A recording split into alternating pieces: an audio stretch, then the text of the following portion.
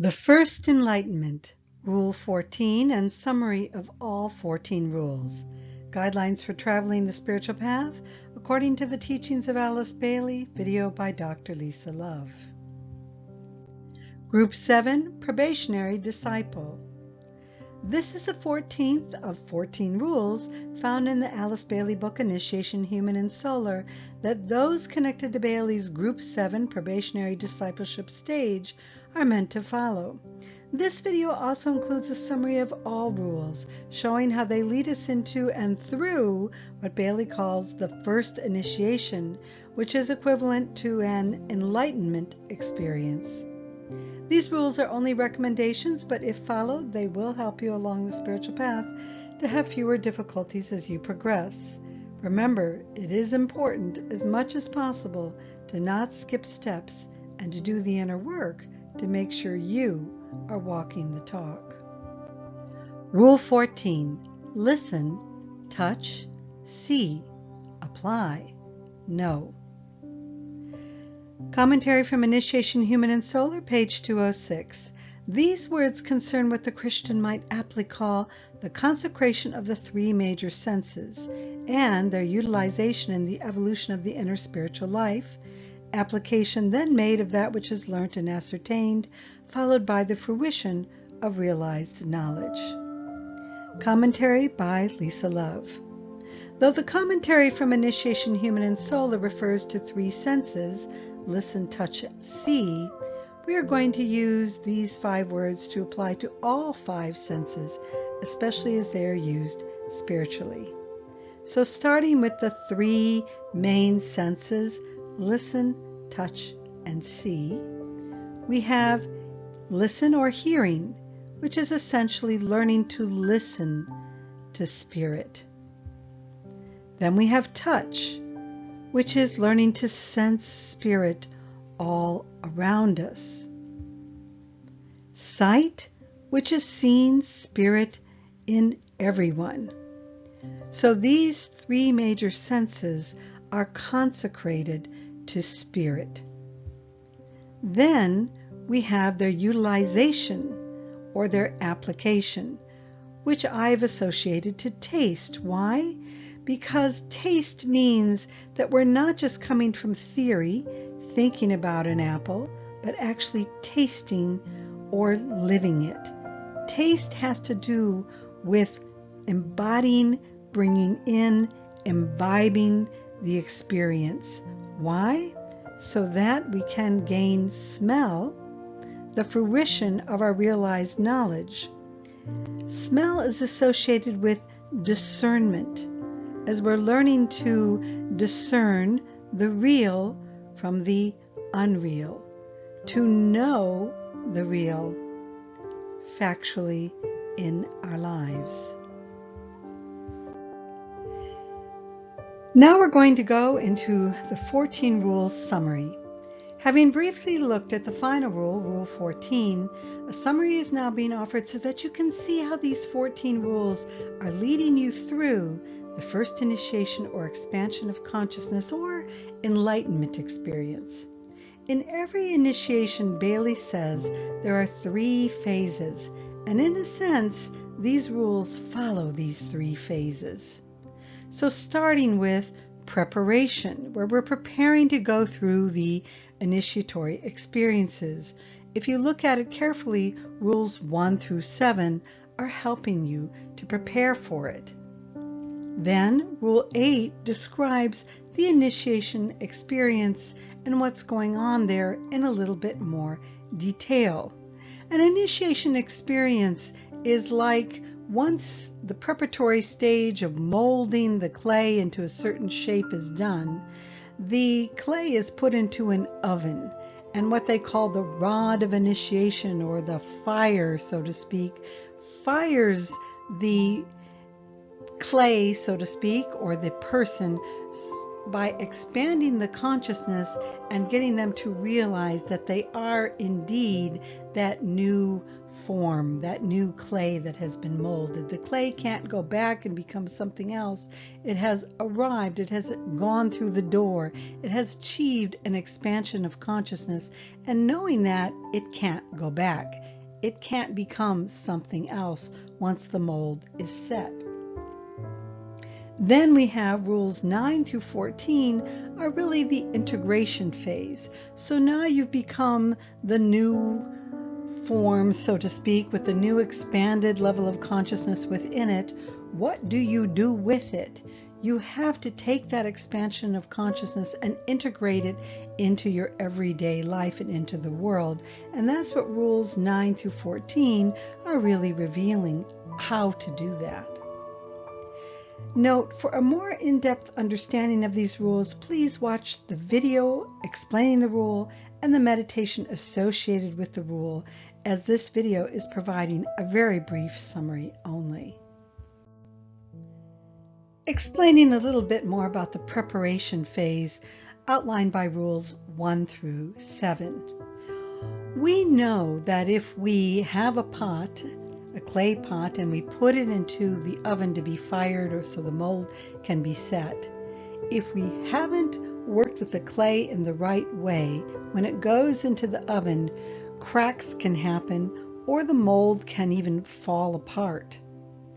That is why we need preparation, so that when the initiation process takes place, as we will see, when the fire of Kundalini wakes up, we do not have cracks, which the Alice Bailey teachings called cleavages, or gaps in development, which create psycho-spiritual and even etheric and physical disruptions. So what are those preparatory things that we need to do? That's what rules 1 through 7 describe. Because before we can take the first initiation or have the first expansion of consciousness or first enlightenment experience, we need to be sure that our bodies, known as the lesser lives or the lunar vehicles in these rules, are purified enough to resonate with and handle that expansion of consciousness. Purifications explained by these 7 rules include examining our motives. Why are we on this spiritual path? For our own self-glorification or to truly be of service to others? We need to cultivate humility so that we're not becoming more and more arrogant and inflated and a sense of superiority in our minds, etc., by knowing special stuff, etc., by preparing for the first initiation. We need humility, or the mold won't set right, cracks will happen, or it'll fall apart altogether. We need to train our thoughts and speech to be harmless. That's a very difficult thing to do. And if you really want to know if somebody's taken the first initiation, just go through this checklist and look and see how much of this have they done. It needs to be at least 55 to 60% of the time in their lives, ideally 70%. We're not perfected yet at the first initiation, but we have it overall mastered. And we're starting to catch when we don't have humility, when our thoughts and speech aren't harmless. We're also learning how those thoughts and speech can become more discerning, so we can see the real from the unreal, and more constructive, meaning that we're using our thoughts and speech primarily to correct ourselves so that we can become more spiritual than using them to correct others.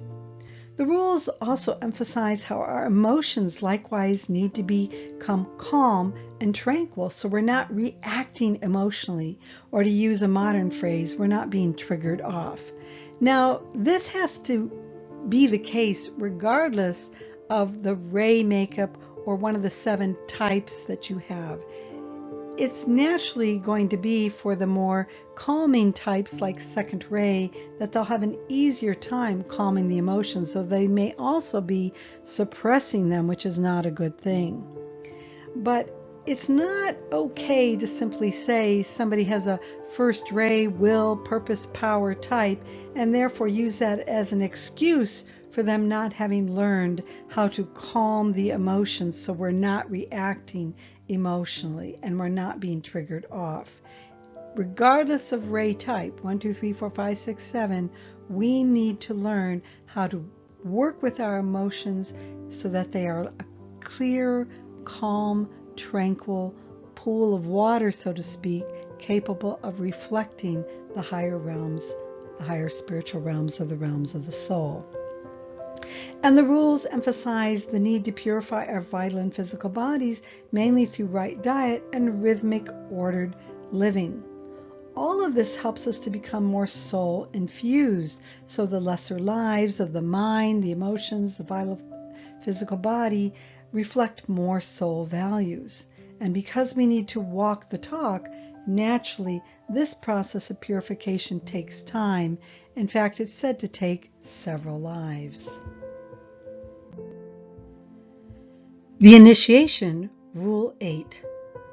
When enough purification has taken place, then the rod of initiation, as it's symbolically called, can be used to expand the consciousness and set the mold, allowing the person to take what's known as the first initiation.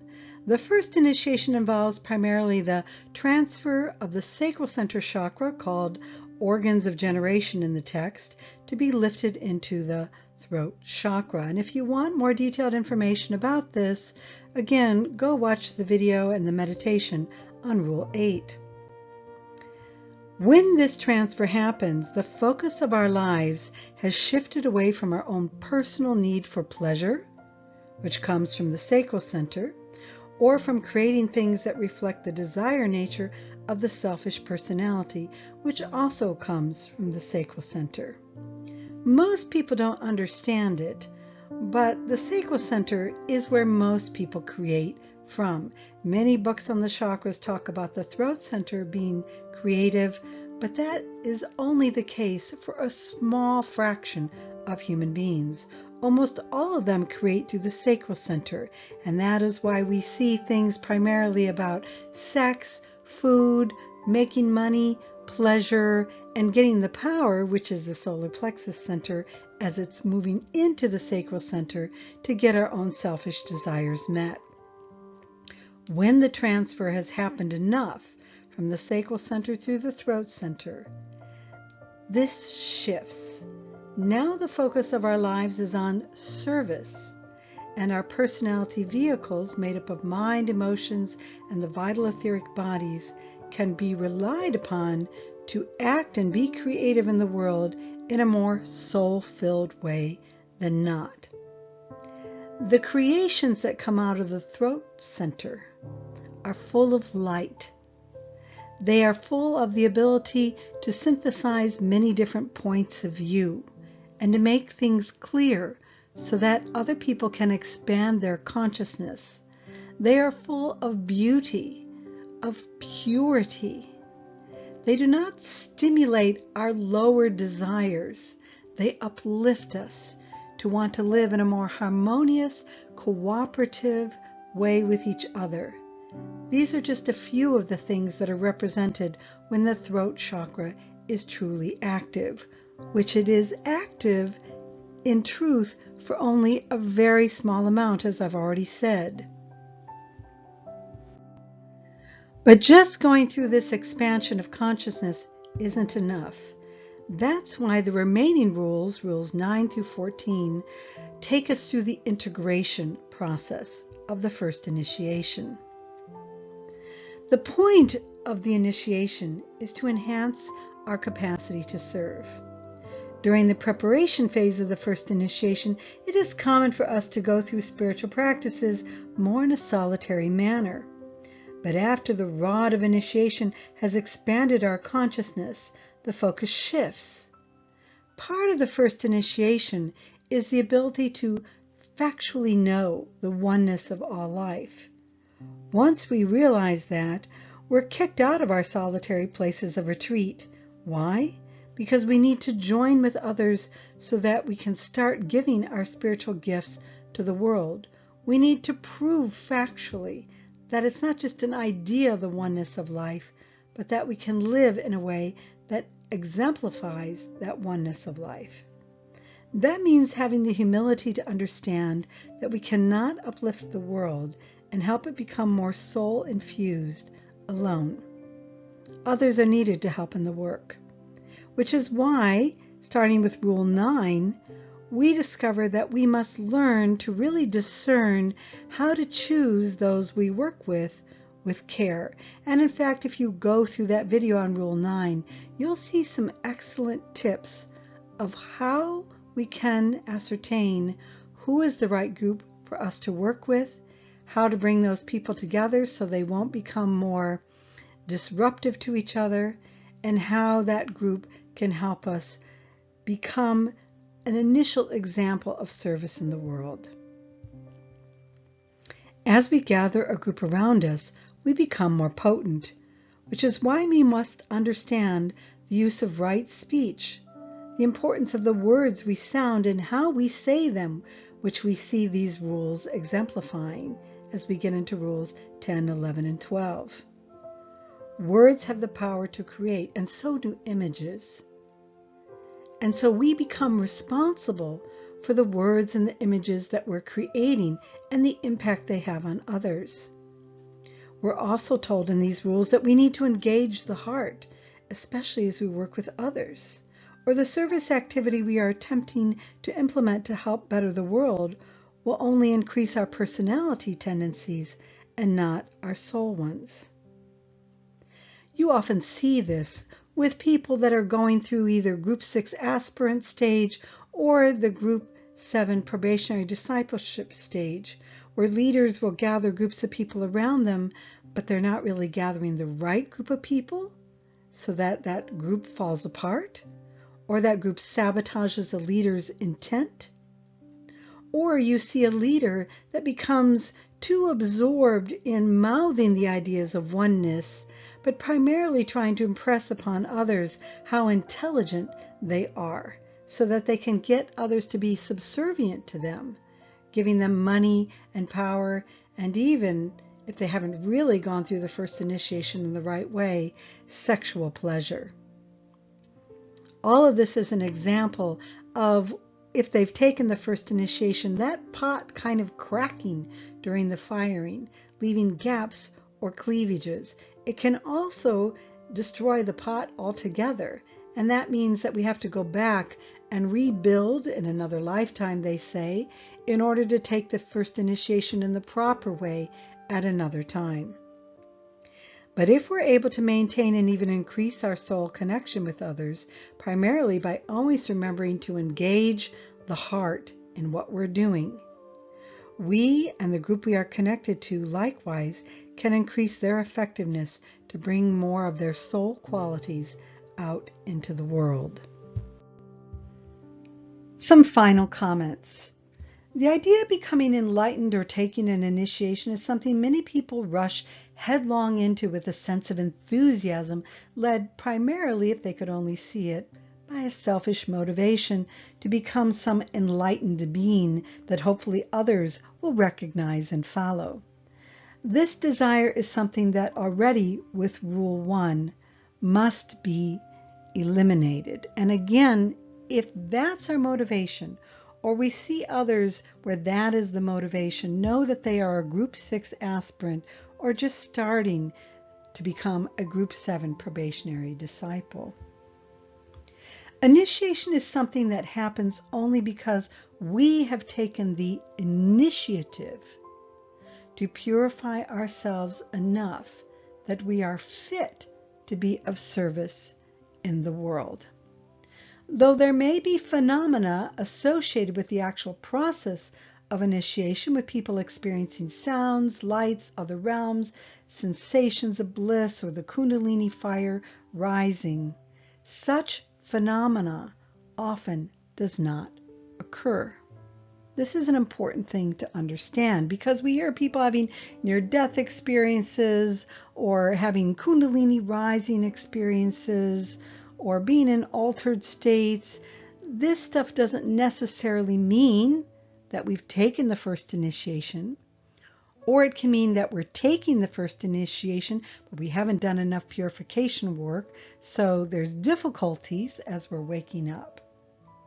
And it can mean that people have taken the first initiation that haven't had any phenomena, or they've had it in a very brief, mild way.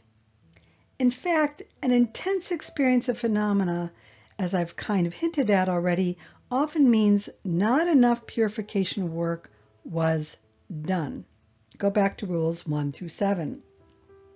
Making the initiation or awakening experience much more dramatic than it needed to be. Hence the importance of following these rules to ensure the process of initiation goes more smoothly. Even then, taking initiation is not the point. Initiation is just a milestone, like graduating from high school or college. Yes, it is an accomplishment, but all this training is for one end only, to serve others. Those who recognize the unity of all life, who are also becoming more adept at being of service in the world, especially in cooperation with others, are those who are at minimum going through the integration stage of this initiation. But even then, as we shall see, there are challenges ahead, which is why this is only the first initiation or enlightenment experience, with more to come. So thanks for watching. That concludes the series on the 14 rules. I encourage you to go through them all to really get an understanding of what the first initiation is about. Later I'll do some videos on the problems that arise while we take the first initiation in more detail. But if you enjoy this video, then support this work. Help us, because one day I hope it will be more than me, to write these books and do these videos. When you do, you will get copies of charts, books, and an inside look into our process and what's next. You can do that by becoming a patron at patreon.com/soul2spirit. You can visit our website for more information. Enjoy this YouTube channel. Subscribe, like, comment, and share. And as always, I like to give credit where it's due. This video was created and narrated by me, Dr. Lisa Love. The Pure of Heart music you hear in the background was licensed for use from royalty-free-meditationmusic.com. Photos purchased from 123rf.com. Thanks for watching.